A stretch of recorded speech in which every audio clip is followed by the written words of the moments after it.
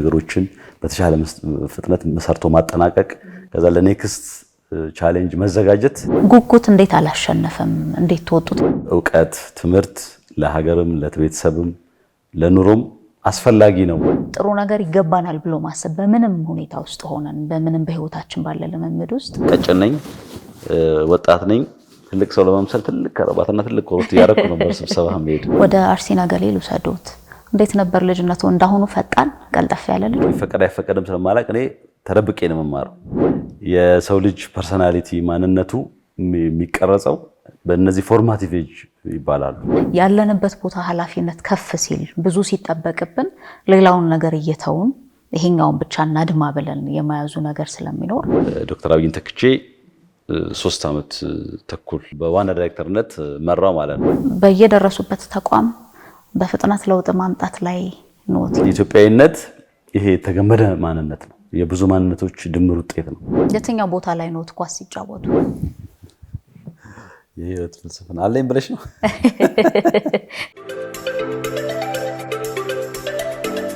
ጤና ይስጥልን እንደምን አላችሁ? ከፋና ሚዲያ ኮርፖሬሽን ፋና ፖድካስት የእንግዳ ሰዓታችን ላይ ደርሰናል።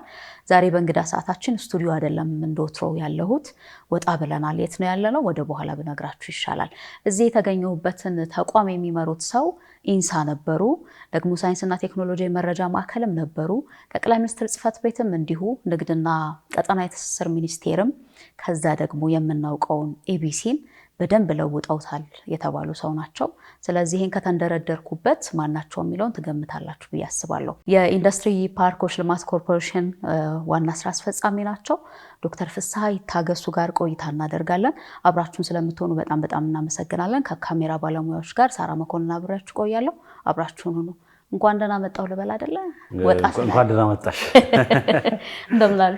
እግዚአብሔር ይመስገን። አንቱ ስል በአክብሮት እንደሆነ ይታሰብልኛል እንጂ ወጣት ደግሞ በወጣትነት ብዙ ተቋማት የገቡ ለውጦችንም እያዩ የመጡ ዛሬ የደረሱበት ደረጃ እንዲሁ በቀላል አልተገኘም። ግን ወጣት ነኝ ገና መች ሰራሁና እያሉኝ ነበረ።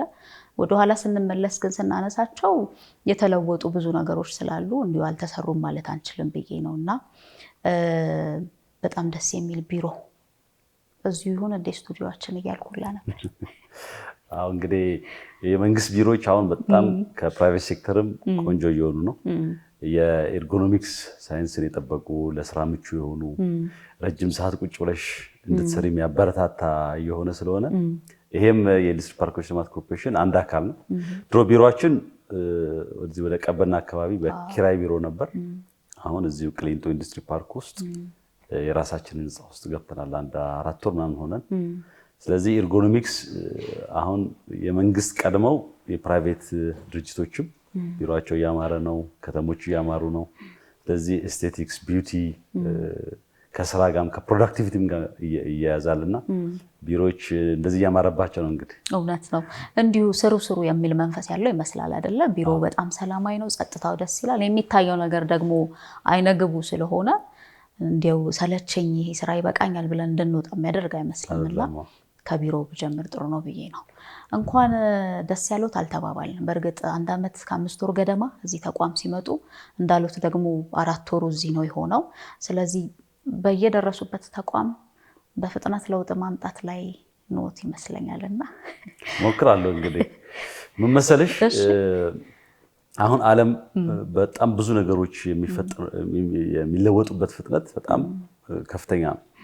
ቴክኖሎጂው በፍጥነት ነው የሚቀያየረው። ፖለቲካ ጂኦፖለቲክሱ በፍጥነት ነው የሚቀያየረው። ኢኮኖሚው ሁሉ ነገር ይሄ የዲጂታል 21ኛው ክፍለ ዘመን በጣም ነገሮች በፍጥነት የሚቀያየሩበት ዛሬ ያለ የምትይው ነገር ነገ የማይኖርበት ዓለም ነው።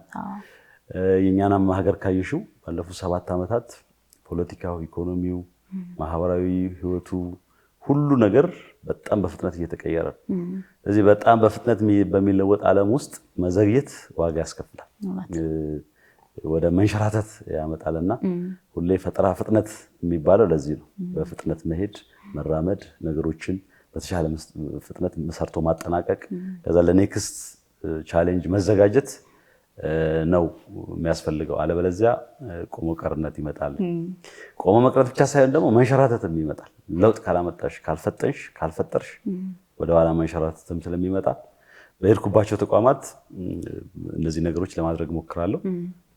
የተወሰነ ጊዜ ይሳካለኛል። አንዳንዴ ደግሞ ብዙ ቻሌንጆች ይኖራሉ። ግን ሁሌ እኔ በባህሪዬም ስራምድም ፈጥናለሁ፣ ስናገርም ፈጥናለሁ፣ ስሰራም ፈጥናለሁ። ፍጥነት የአንድ ህይወቴ አካል ነው ማለት ነው። በጣም ጥሩ። ግን አንዳንዴ እኔ አሁን መፍጠን እፈልግና ወይ እርሶ እንዳሉት እርሶ በጣም በፍጥነት ነገሮችን መከወን ይፈልጉና ግን የሚይዙ አሉ ማለት በእርሶ ደረጃ ይሄዳሉ ሌሎች አንጻራዊ ስለሆነ ብዬ ነው። እንቅፋት አልገጠመን በዚህ መሀል? እንዲሁ ብዙዎቻችን ማሳካት እንፈልጋለን፣ ግን እንቅፋቱ ሲገጥም ደግሞ ሸሸት ስለምንል እንዴት ታለፈ የሚለውን ብንጀምረው ጥሩ ነው ብዬ ነው። እንግዲህ ማንኛውም ስራ ስትጀምሪ ሁሉ ነገር አልጋ ባልጋ አይሆንም። በጣም ብዙ ተግዳሮት ያጋጥማል፣ ፈተና ያጋጥማል፣ ወደኋላ የሚጎትት ያጋጥማል፣ መንገድ ላይ ጋሬጣ ያጋጥማል፣ ከብዙ ሰዎች ጋር መነጋገር አለብሽ። እነዛን ነገሮች ያላለፈ ሰው ትንሽም ነገር ብትሆን ማሳካት ይከብዳል እና እኛ ሀገር ደግሞ ውስብስብ ነው ችግሩ። ተቋም ግንባታ ላይ በጣም ውስብስብ ነው፣ ብዙ ነገር ውስብስብ ነው። ስለዚህ ውስብስብ ችግርን እኔ ሁሌ የማደርገው ምንድነው፣ በመጀመሪያ አጠገቤ ካሉ ሰዎች ጋር ችግሩ ምንድነው፣ ከዛ ወዴት ነው መሄድ የምንፈልገው፣ የት መድረስ እንፈልጋለን የሚለውን መግባባት እንፈጥራለን። የሆነ ችግር ነገር እናዘጋጃለን፣ ውይይት እናደርጋለን፣ ቪዥን እናስቀምጣለን። ከዛ ያንን ቪዥን ለማሳካት ርብርብ እናደርጋለን። the greatest skill ምንድነው? ፎሎ አፕ።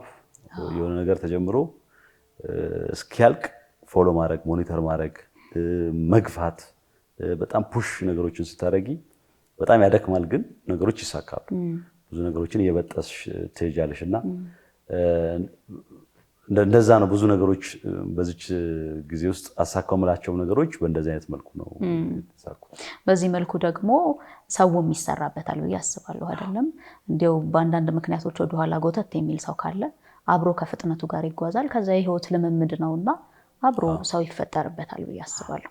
ወደዚህኛው ተቋም እንመለስበታለን። አሁን እየመሩት ስላለው ተቋም በጣም ብዙ የሚነሳ ነገር አለ።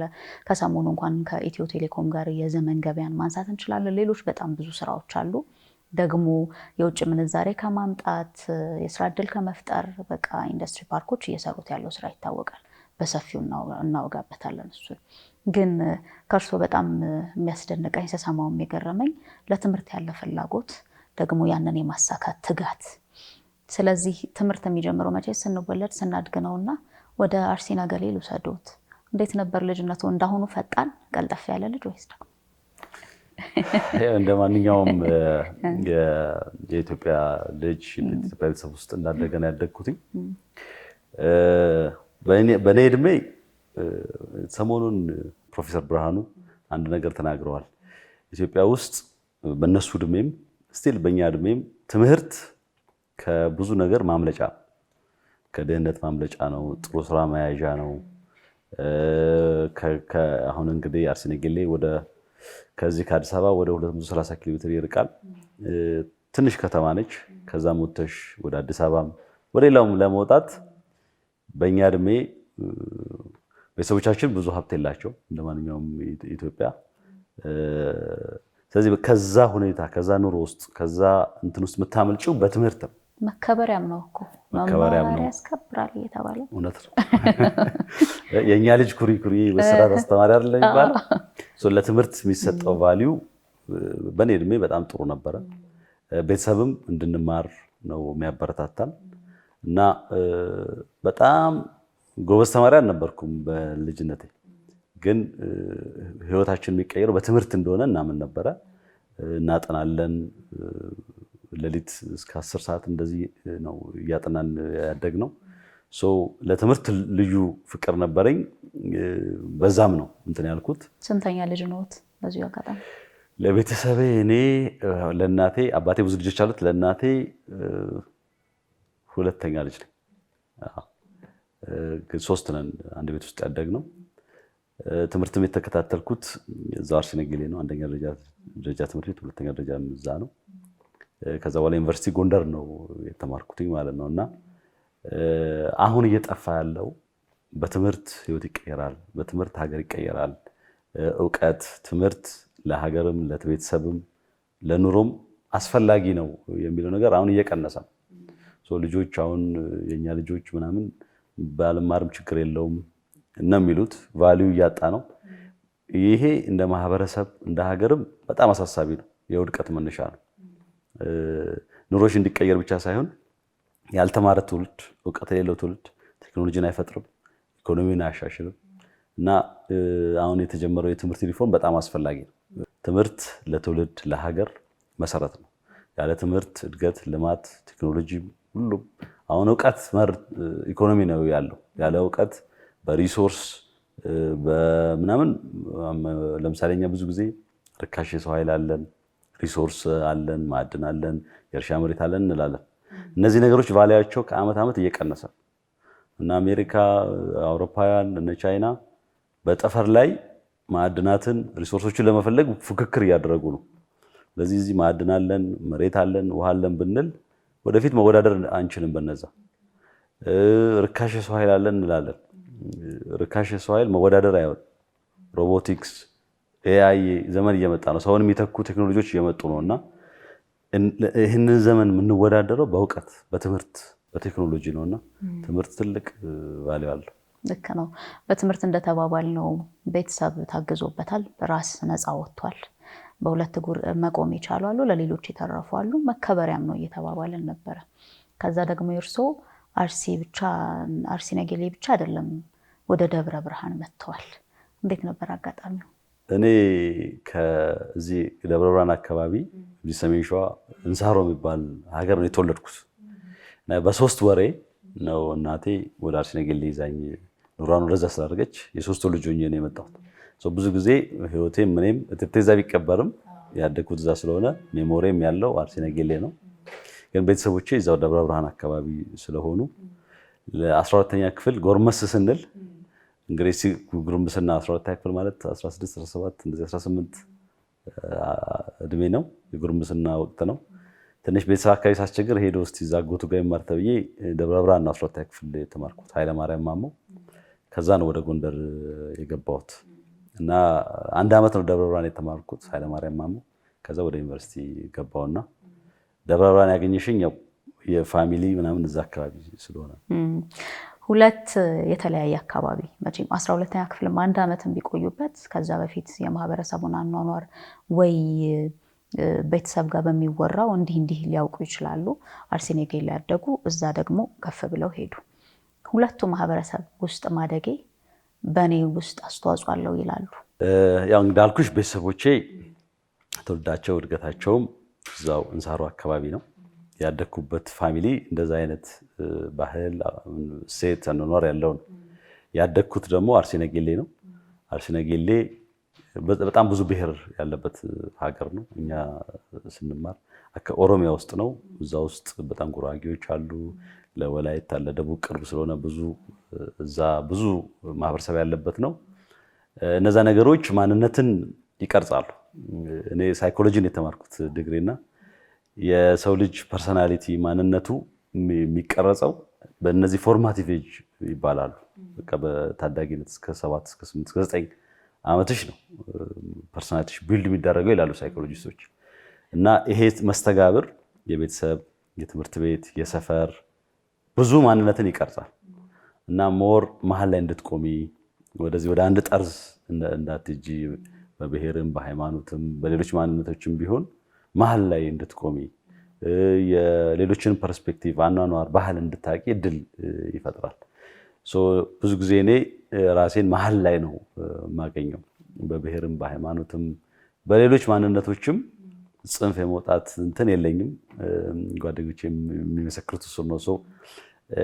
ይሄ የብዙ ኢትዮጵያዊ ማንነት ነው። ባይዞ የኔ ብቻ ታሪክ አይደለም።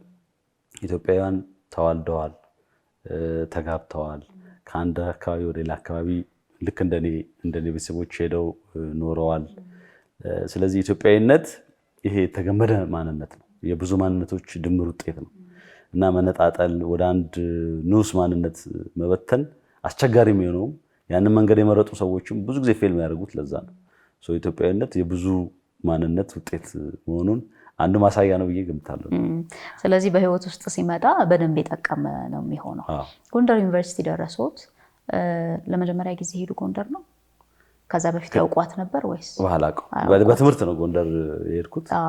እዛ 3 ዓመት ስነ ልቦና ተምሬ ነው የመጣሁት።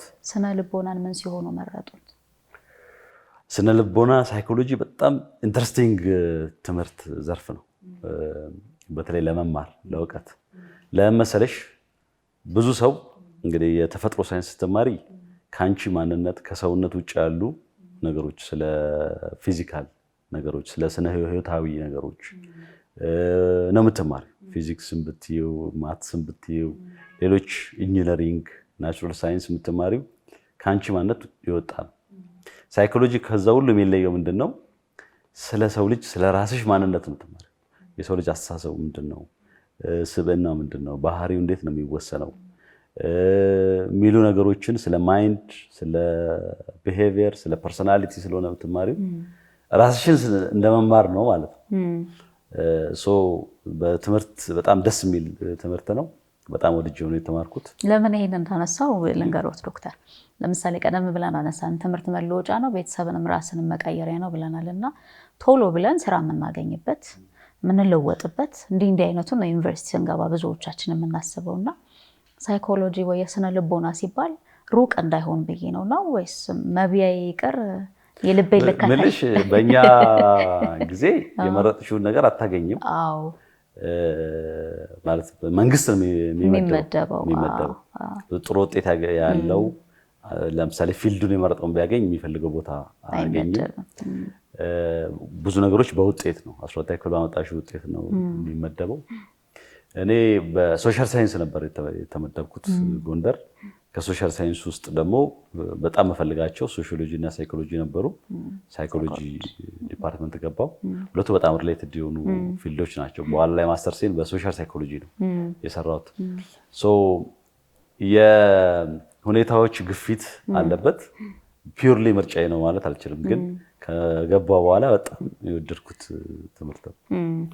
ጎንደር ዩኒቨርሲቲ ያው በአንድ ብቻ አይደለም ጨርሰው አንድ ትምህርት ብቻ አይደለም። በጣም የገረመኝ አሁን ብዙዎቻችን ቀደም ብለንም እያነሳ ነው ስለነበረ ብዙዎቻችን ዩኒቨርሲቲ ተመደብን። በእርግጥ ይሄ ድምዳሜ ውስጥ የሚገባ ባይሆንም አንዳንዶች ያሳኩታል። አንዱን ትምህርት አድምተን እንዲሁ ላለመባረር ይሄ ጎርፉ እንዳይወስደን የምንላት ጊዜ ላይ በተለየ 6 ወራ በጣም በጥረት ከዛ ደግሞ 3 ዓመት 4 5 ሆነ እንደየትምህርት አይነቱ ጠንክሮ አንዱ ላይ አድምቶ መስራት ነው። 2 መማር ግን በጣም ከባድ ነው። በጣም አንዳንዶች ሲያደርጉት የሰማሁት ነው። እርስዎ ደግሞ እንደዛ አድርገዋልና እሱስ እንዴት ሆነ? እንዴት ተሳካልዎት ነው? አሁን ለሚገደን ሰዎች በደንብ መማሪያ ይሆናል ብዬ ስላሰብኩኝ ነው። እንግዲህ እንዳልሽው ነው። እኔ መጀመሪያ ሳይኮሎጂ ገባው 99 ነው ዩኒቨርሲቲ የገባው 1999 ወዲያው ሳይኮሎጂ በጣም ጥሩ ውጤት ነው የነበረኝ። ከክላስ 2ኛ ሰቃዩኝ ነው የጨረስኩት። ትምህርቱን በጣም ከኔ ዝንባሌ፣ አስተሳሰብ፣ ብቃት ጋር መሄድ ነው ሳይኮሎጂ። ስለዚህ በጣም ኮምፎርታብል ስለሆንኩኝ እና እንዳልኩሽ ለትምህርት ያለው ግምት ዋጋ የምንሰጠው ነገር ስላለ ለምን 2ኛ ዲግሪ አልማርም ብዬ አሰብኩ። እኔ በዛ ጊዜ አሁን እንደዚህ ተለምዷል ብለውኛል። በዩኒቨርሲቲዎች ውስጥ 2 ዲግሪ ተምሮ መውጣት ተለምዷል። በእኛ ጊዜ አልተለመደም። ዩኒቨርሲቲ ውስጥ እንትን አለ፣ ይሄ የማታ ትምህርት የሚማሩ አሉ፣ ዊኬንድ የሚማሩ አሉ። ስለዚህ እኔ መማር የነበረው ዊኬንድ ላይ ነው። አይፈቀድምም ነበር። ይፈቀዳል አይፈቀድም አላውቅም እኔ የዛኔ።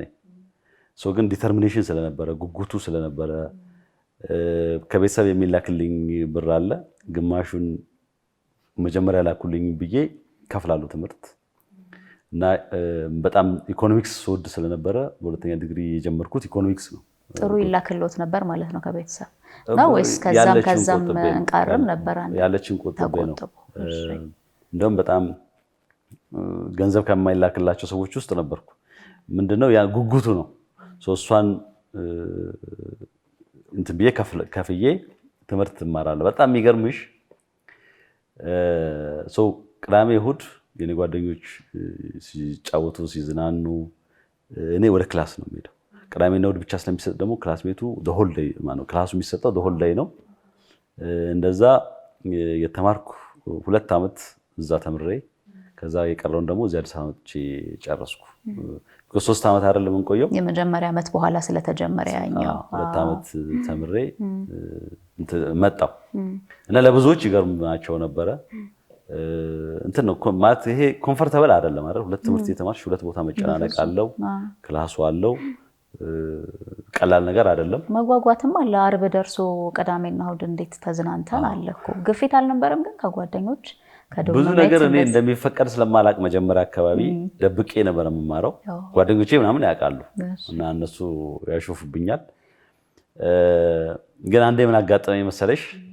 ሳይኮሎጂ ስማር እታወቃለሁ ቢኮዝ ጥሩ ተማሪ ነበርኩኝ። አስተማሪዎቼ ያውቁኛል፣ ግን አያውቁም 2 ትምህርት እንደምማር። ሁለተኛ ይፈቀድ አይፈቀድም ስለማላቅ እኔ ተደብቄ ነው የምማረው እና አንድ ቀን እዛ ሳይኮሎጂ መምህር የሆነ ኮመን ኮርስ ጀነራል ሳይኮሎጂ ሊያስተምር አንድ ቀን ቅዳሜ ቀን እዛ ይመጣል እና እንዳልኩሽ እኔ ደብቄ ነው የምማረው። ክላሱን እኔ ሳይኮሎጂ ተምሬያለሁ ባለማር ስላቸው አይ ግዴታ ነው አሉኝ። ያ ሌላ ነው ይሄ ሌላ ነው አሉ። ከኋላ ተደብቄ እማራለሁ እና ያ መምህር እየመጣ አየኝ። በጣም ደነገጠና አንተ ምን ትሰራለህ እዚህ አለኝ። አይ እዚህ እማራለሁ አልኩት በፍርሃት። እንዴት አለኝ። እዛ የሬጉላር ተማሪ ነኝ፣ እዚህ ደግሞ ከፍዬ ኤክስቴንሽን ነው የምማረው ስለው ትንሽ ኮንፊውዝድ ሆነና ነፃ አስተማሪ ነበር። ይቻላል ከቻልክ መብት ነው ብሎ ሄደ። ከዛ ሄዶ ለዲፓርትመንት ተናገረ። ይታወቅ ነበር ልሽ ፈልጌ ነውና ዋናው ነገር ምንድነው ለትምህርት ያለን ኮንቪክሽን፣ በትምህርት ለመለወጥ አቺቭ ለማድረግ ካለኝ ፍላጎት ነው ያንን ያደረኩት።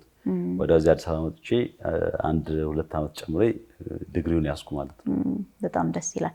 ብዙዎቻችን ዩኒቨርሲቲ ስንሄድ ይሄም ድምዳሜ እንዳይሆንብኝ ሁሉንም ስለማይወክል ይሄኛው ሐሳብ ነፃነት ነው አይደል? ከቤተሰብ በጣም ተይዘን ከነበረ ነፃነት አለ። ነፃነት ማለት እንዲያው መስመር መልቀቅ ሳይሆን ግን በቃ እንደፈለግን እንገባለን፣ እንደፈለግን እንወጣለን። ማንም ከእንቅልፋችን አይቀሰቅሰንም። ልቦናችን ብሎ ነው ትምህርት ቤት የምንሄደው፣ ክላስ የምንገባው፣ ካፌን ብንሄድ ብቻ ይሄ በራስ ላይ የተመሰረተ በነፃነት የሚሆነው እና ጉጉት አለ። እንዲያውም በዛው በአካባቢ ሲደርስ ለምሳሌ አዲስ አበባ ልጆች አዲስ አበባ ሲደርሳቸው ቅር የሚላቸው ሊኖሩ ይችላሉ። ምን አለ ወጣ ብንል ከተማ ብናይም የሚል ሀሳብ ይኖራል። እርስዎ ጋር ስንመጣ አንድ ጎንደርን ለመጀመሪያ ጊዜ ያዩት፣ ከዛ ሁለተኛ ትምህርቱ አለ፣ ሶስተኛ ሁለተኛው ትምህርት ይቀጥላል እና ጉጉት እንዴት አላሸነፈም እንዴት ተወጡት የሚለው በጣም ጥያቄ ሆኖብኝ ስለነበረ እሱን ብናነሳው ብዬ አስቤ ነው። መለስ ብዬ ሳየው ራስን እንግዲህ ባህሪ ነው ራስን ማሸነፍ። በዛ እድሜ ጨዋታው ከጓደኛ ጋር ማሳለፉ አንዳንድ ነገሮች ሳያጓጓሽ በፈተና ውስጥ በሃርድሺፕ ውስጥ ራስን መፈተን ዝንባሌ ነበረኝ። ብዙዎቹ ጓደኞቼ እንደዛ ነው የሚሉኝ። አሁን በስራ ውስጥም እንደዛ ነው። አዲስ ታርጌት ሴት ማድረግ ጎላችሁ ማድረግ ነው ያስደስተኝ። የዛኔም ያ ባህሪ ነው ወደዛ ነገር ውስጥ ያስገባኝ ማለት ነው። ሁሌም ቢሆን ካለኝ ነገር ትንሽ ጨመር ማለት ከሌሎች ሰዎች ተሽዬ አቺቭ ማድረግ ፍላጎት አለኝ። አሁንም በስራ ውስጥ እንደዛ ባህሪ አለኝ እና ያ ነው ያ በዛ እድሜ ዶሚኔት አድርጎ ከሻይ ቡና ከማገኘው ላወጣ ከምችለው ገንዘብ ቆጥቤ ወደ ትምህርት ያዋለኝ። አይ ቲንክ ብዙ ትምህርት አግኝቼበታለሁ። በህይወቴም አንጾኛል ማለት ነው እና የባህሪ ጉዳይ ነው እንግዲህ ፐርሶናሊቲ። ከዛ ከጎንደር እንደመጡ የመጀመሪያው ኢንሳ ነው የገቡት ካልተሳሳትኩኝ። እንግዲህ ጀማሪ ከዛ ደግሞ ትልቅ ተቋም ከተማሩት ትምህርት ጋር ብዙ የሚቀራረብ አልመሰለኝም አይደለ? እንዴት ተወጡት? እሱ ደግሞ ሌላኛው እንግዲህ ይኸውልሽ ኢንሳ እኔ 2001 ተመርቄ 2002 ነው እዛ መስከረም የገባሁት። የዛን ጊዜ የአሁኑ ጠቅላይ ሚኒስትራችን ክቡር ዶክተር አብይ አህመድ የኢንሳ ዋና ዳይሬክተር ነበሩ እና ተቋሙ ብዙ አይታወቅም። የዛኔ ለህዝብ ብዙ የሚያውቀው ተቋም አልነበር። አይቲ ነው ብዙ ነገሩ፣ የአይቲ ሴኩሪቲ ተቋም ነው። ግን ብዙ ነገሮች የሚሞክር ተቋም ነው። በጣም አዳዲስ ሀሳቦች የሚያመነጭ ወጣቶችን የሚቀጥር በጣም ሃይ አቺቨር የሆኑ ወጣቶችን ከዩኒቨርሲቲው ከምን እየመለመለ በብዛት የሚያስገባ በአመት 200 ሰራተኛ እንደዚህ ይገባ ነበር በእኛ ጊዜ እና የዛኔ የተጀመረው ፕሮጀክት ነገር ነበረ የፖለቲካል ሳይንስ የሳይኮሎጂ ሶሺዮሎጂ ምሩቃን የሚፈልግ በዛ ነው ተወዳድሬ የገባሁት በማስታወቂያ ተወዳድሬ ነው ተቀጥሬ የገባሁት ተቋሙ ግን ከዛኔም በጣም በትልቅ ቪዥን የተቋቋመ አይቲ ኢንተርኔት ኮምፒውተር ብዙ ባልነበረበት ሚኒስትሪም ባልሆነበት ጊዜ ስለ አይቲ ሴኩሪቲ ስለ ኢንፎርሜሽን ሴኩሪቲ ቪዥን ኖሮ የተቋቋመ ይሄ ነገር እየሰፋ ነው ዓለም ወደዚህ እየሄደ ነው ተብሎ ሐሳቡን አመንጭተው ያቋቋሙት ክቡር ጠቅላይ ሚኒስትራችን ናቸው በእንግዲህ አሁን የማወራሽ 2000 አሁን ስንት ዓመት ነው 15 ምናምን ዓመት በፊት አሁን ያለንበትን የአይቲ ደረጃ የኢንፎርሜሽን ሴኩሪቲ ችግር ባንኮች ብዙ ነገር ይጭበረበራሉ የፋይናንሻል ሴክተሩ ላይ ማጭበርበር አለ ትልልቅ ኢንፍራስትራክቸሮች የቴሌኮም የኤሌክትሪክ በሙሉ በሃከርስ ክራከርስ አታክ ይደረጋሉ የዛኔ ግን ብዙ አይታወቅም ነበርና እንደዚህ አይነት አቅም መፈጠሩ ጥሩ ነው ተቋሙም ደግሞ ለሐሳብ ትልቅ ቦታ የሚሰጥ ነበር በወጣቶች እምነት ነበር እና እዛ ውስጥ ገብቼ ብዙ ስራዎች ሰራው ከብዙ ሰዎች ጋርም ተዋወቅኩበት ማለት ነውና ኢንሳ እኔም ብቻ አይደለም በጣም ብዙ አመራር ያወጣ ተቋም አሁን መንግስት ውስጥ በብዙ የሥራ ኃላፊነት የምታያቸው ክቡር ጠቅላይ ሚኒስትራችን ጀምረሽ ምክትል ጠቅላይ ሚኒስትር ብዙ ሚኒስተር ይሆናሉ ሚኒስተር ዴታ ይሆናሉ የተቋማት ኃላፊ ይሆናሉና ብዙ አመራሮችን ያፈራ ተቋም ነው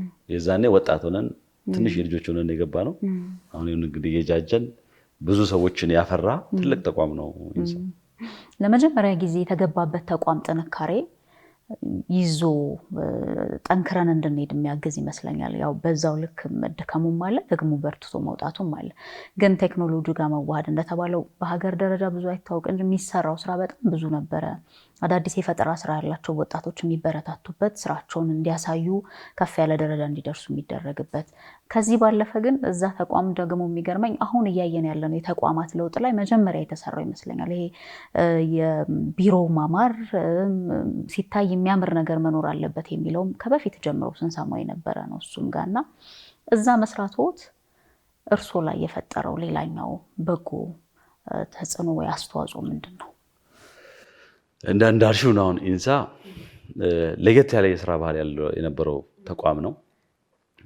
አንደኛ ለምሳሌ ቀላል ነገሮችን ስነግርሽ ጧት እንገባለን 11 ሰዓት ተኩል የሚወጣ ሰርቪስ አለ 2 ሰዓት ከምሽቱ የሚወጣ ሰርቪስ አለ 4 ሰዓት ማታ የሚወጣ አለ አድሮ የሚሰሩ የኦፕሬሽን ስራ የሚሰሩ ሰዎች አሉ ግን አንቺ ከፈለግሽ 11 ሰዓት ተኩል መውጣት ትችላለሽ በኖርማል በሰራተኛ ሰዓት 2 ሰዓት አሰርተሽ አንብበሽ ብዙ ነገሮች ሞክረሽ መውጣት ትችላለሽ 4 ሰዓት ድረስ ደግሞ አምሽተሽ መሄድ ትችላለሽ ለሁሉም ሰርቪስ አለ እና እኔ ትዝ የሚለኝ የመጀመሪያ ፕሮጀክቴን 11 ተኩል ወጥቼ አላውቅም 1 ዓመት 2 ዓመት 11 ተኩል ወጥቼ አላውቅም 2 ሰዓት ብዙ ጊዜ እወጣለሁ ቅዳሜ ማረፍ የለም እሁድ ማረፍ የለም ገብተን እናነባለን እንጽፋለን እንወያያለን ስለዚህ የሥራ ባህሉ የሚገርም ነው ይሄ በኖርማል ስራ ሰዓት የተገደበ አይደለም ለዛ ኢንሴንቲቫይዝ ያደርጋል ሁለተኛ አዲስ ሐሳብ ትልቅ ሐሳብ እንዳትፈራ ያደርግሻል ኦኬ አዲስ ነገሮች ቴክኖሎጂ መሞከር አዲስ ሐሳብ አመንጭቶ መስራት እሱን አመራሮች የነበሩት የዛን ጊዜ የነበሩት አመራሮች በጣም ይቀበላሉ እና ያበረታቱናል ብዙ ነገር ይሄ ደርምሶ መሄድ መሞከር ብታጠፊ ችግር የለውም የሚል አስተሳሰብ ነበርና ብዙ ሲስተሞች ሙከራዎች ተደርገዋል የአይቲ ብቻ ሳይሆን ለምሳሌ እኔ የነበርኩበት አንዱ ሳይኮሜትሪ የሚባል እንግዲህ እንደነገርኩሽ እኔ ሳይኮሎጂ ነው የተማርኩት ተቋሙ የአይቲ ነው የሴኩሪቲ ተቋም ነው ሳይኮሜትሪ የሚባል ሐሳብ አምጥቼ ሰነድ ጽፌ አመራሮች ተቀብለው ሁሉም ኢንሳ ውስጥ የሚገባ ሰራተኛ ፐርሰናሊቲው አይኪው በኮምፒውተር በታገዘ ሲስተም ተመዝኖ ተለክቶ ለዚህኛው ስራ የሚሆነው ከሌ ነው ይያል አዲስ የምልመራ የመረጣ ስርዓት ዘርግተናል እኔ መመራው ቡድን እንደዚህ አይነት ነገሮች አክሴፕት ይደረጉ ነበርና አሁን እንግዲህ ሳይኮሜትሪ በብዙ ተቋማት ተሞክሯል፣ እየተለመደ ነው። አዲስ አበባ ዩኒቨርሲቲ ይመለምሉበታል፣ ተቋማት ይመለምሉ። የዛኔ ግን አዲስ ነበር እና በኮምፒውተር ሰው ተፈትኖ ፐርሰናሊቲው አናላይዝ ተደርጎ ለዚህ ስራ የሚሆነው ከሌ ነው ያህዩንም እያል ሙያሽን እንድትሞክሪ አዲስ ነገር እንድትሞክሪ የሚጋብዝ ተቋም ነበር። ውጤታማ ነበረ ግን በጣም ውጤታማ። ብዙ ኢትዮጵያ ውስጥ ብዙ የአይቲ ሲስተሞች ለምሳሌ የኮር ባንኪንግ ሲስተም መጀመሪያ ጊዜ ለባንኮች ኢንትሮዲውስ ያደርገው ኢንሳ ነው። በአይቲ ብዙ ስኬት አለው። እሱ ብቻ ሳይሆን ግን ኢንስቲትዩሽን ቢልዲንግ ላይ አመራር ማፍራት ላይ እንደነገርኩሽ ነው። በጣም ብዙ ተቋማት ከዛ የወጡ ናቸውና ብዙ ኢንስቲትዩሽን እንደዛ ቢሆኑ ኖሮ ጥሩ ለውጥ ይመጣ ነበር ብዬ አስባለሁ። ለወጣት እድል መስጠት፣ አዲስ ሀሳብ አለመፍራት በጣም ጥሩ እንትን ነው። ልምድ ይኑረውና ይሰራል፣ ልምድ ይኑራትና ትሰራለች የሚል አይደለ። በአንዳንድ ቦታ ላይ ልማድ የሚሆነው በመቆየት ውስጥ የሚመጣ እውቀት የሚኖር ይመስላል። ግን አሁን እየተለመደ ያለ ደግሞ ወጣቶችን በቃ በተለይ አቅም አላቸው ተብሎ የሚታሰቡ ወጣቶችን እያፈላለጉ ያን ተቋም ውጤታማ ማድረግ ራሳቸውንም ሀገርንም እንዲጠቅሙ ማድረግ ላይ ያለ። አሁን ለምሳሌ በሀገር ደረጃ እያየን ያለ ነው። እናንተን ሌሎች ተቋማት የሚመሩም በወጣት የሚባሉ ወይ ወደ ጎልማሳው የተጠጉ ናቸው ብዙዎቹና እየተሰራበት ያለ ደግሞ ውጤት እየመጣበት ያለም ይመስለኛል መለመድ ያለበት። ከዛ የሳይንስና ቴክኖሎጂ ምርምር ማዕከል አይደል? እሱስ እንዴት ሆነ? ከኢንሳ 1-4 ዓመት ተኩል በዛ ሁኔታ ሰራውኝና ክቡር ጠቅላይ ሚኒስትራችን የሳይንስና ቴክኖሎጂ መረጃ ማዕከል ዋና ዳይሬክተር ሆነው ያንን ተቋም ሲያደራጁ እኔም ከኢንሳ ጆይን አረኩኝ። አዲስ ተቋም ነበረ። እሱም ልክ በኢንሳ መንፈስ ወጣቶች ተቋቁመው እዛ ሰራው። ዳይሬክተር ሆኜ ሰራው ማለት ነው። እንግዲህ ባለሙያ ሆኜ የጀመርኩ ኢንሳ ቡድን መሪ ሆንኩ። እዚህ ሳይንስና ቴክኖሎጂ ስመጣ ዳይሬክተር ሆንኩኝ። በ4 ዓመት ተኩል ውስጥ ዳይሬክተር። በ4 ዓመት ተኩል እንግዲህ ዛኔ በ4 ዓመት ተኩል ኤክስፒሪየንስ ዳይሬክተር መሆን ከባድ ብዬ ነው እኮ። ግን ያ ልምድ ስላለ ዳይሬክተር ሆኜ ሰራው። ዶክተር አብይ ሳይንስና ቴክኖሎጂ ሚኒስትሩ 1-2 ዓመት ከሰራን በኋላ 2008 ማለት ነው። እኔ ደግሞ ያንን ተቋም ተረክቤ ዋና ዳይሬክተር ሆኜ ዶክተር አብይን ተክቼ 3 ዓመት ተኩል አካባቢ አይ ቲንክ በዋና ዳይሬክተርነት መራው ማለት ነው። እዚህ ከባለሙያነት ከሚድል ማኔጀር አሁን ከፍተኛ አመራር ሆኜ 27 ዓመት ቢሆነኝ ነው እንግዲህ ዛኔ 27 ዓመቴ ነው እንትን ሲሆን በዛ አመራር ሆኜ መስራት ጀመርኩ ማለት ነው። ምን ይሉ ነበር ቤተሰብ፣ በአካባቢ ያለ ሰው እርስዎ በዛ እድሜ እዛ ቦታ ላይ መገኘቱ? ብዙ ሰው ይገርመዋል። እንግዲህ እንደዚህ አይነት እድልም ይፈልጋል። ብዙ ኢትዮጵያውያን ወጣቶች አቅም ያላቸው ጂኒየስ የሆኑ ብዙ ነገር መስራት ቢችሉ ሰዎች አሉ። ኢትዮጵያ 120 ሚሊዮን ሕዝብ ነው። ብዙ ወጣት ብዙ አቅም ያለው ሰው አለ። እንደዚህ አይነት እንትን እድል ይፈልጋል፣ ትጋት ይፈልጋል እንደነገርኩሽ። እነሱ ሁለቱ አብረው ሲገጣጠሙ የሚገኝ ነው። ግን በወቅቱ ብዙ ሲስተም ውስጥ ለምሳሌ እኔ ስብሰባ ሲሄድ የፓርቲ ስብሰባ ሄዳለሁ፣ የመንግስት ስብሰባ ሲሄድ ብዙ ሰው የዛኔ አሁን አጭር ጊዜ ነው፣ በጣም እድሜው ገፋ ያለ ጎልመስ ያለ ነው እና እኔ በጣም ቀጭን ነኝ፣ ወጣት ነኝ። ትልቅ ሰው ለመምሰል ትልቅ ከረባትና ትልቅ ኮት እያደረኩ ነበር ስብሰባ መሄድ ቢኮዝ ይሄ ትንሽ ልጅ ነው እያሉ እንዳይሉኝ ብዬ። አሁን ያ የለም። በጣም ወጣቶች ያ ትራዲሽን ስለመጣ ማለት ነው። የዚህ መንግስት ትልቁ ነገር ለወጣቶች እድል መስጠት፣ እንዲያጠፉ እድል መፍቀድ፣ በዛ ውስጥ ነው መማር ማደግ ያለውና ያ ተሞክሮ አሁን መጥቷል። ኢማጂን የዛሬ 15 ዓመት እኛ አጥፍተን ሞክረን ባንል አሁን በጉልምስናችን የሊደርሺፕ ኤክስፒሪየንሱ አይመጣም። ለአሁንም ለወጣቶች እድል መስጠት አለበት። ሀገር ማለት የወጣቶች ነው፣ የታዳጊዎች ነው። እነሱ የወደፊቱ ናቸው። እንዲያጠፉ እድል መስጠት፣ እንዲሞክሩ እድል መስጠት በጣም አስፈላጊ። እሺ፣ ደግሞ በዚህ መሀል ሁለቱ ትምህርቶች የመጡ ይመስለኛል። እንዳልኩሽ ነው ለትምህርት ያለኝ እንትን ጥሩ ስለነበረ ሁለተኛ ዲግሪ ዋለ እስካሁን በ15 የመጀመሪያ ዲግሪን ከገባሁበት እስከ አምና ድረስ ትምህርት እኔ አቆሜ አላውቅም። በማለት እንደው ለ6 ወር ለ1 ዓመት አንዱን ጨርሼ ሌላ እስከምጀምር ካልሆነ በስተቀር ህይወቴ ከትምህርት ውጭ አይደለም። እንዳልኩሽ የመጀመሪያ ዲግሪ ጎንደር ተማርኩ። እዛው ሁለተኛ የኢኮኖሚክስ ዲግሪ ዲግሪ ጀመርኩ። አዲስ አበባ መጥቼ ዩኒቲ ዩኒቨርሲቲ ነው የኢኮኖሚክስ ዲግሪውን የጨረስኩት።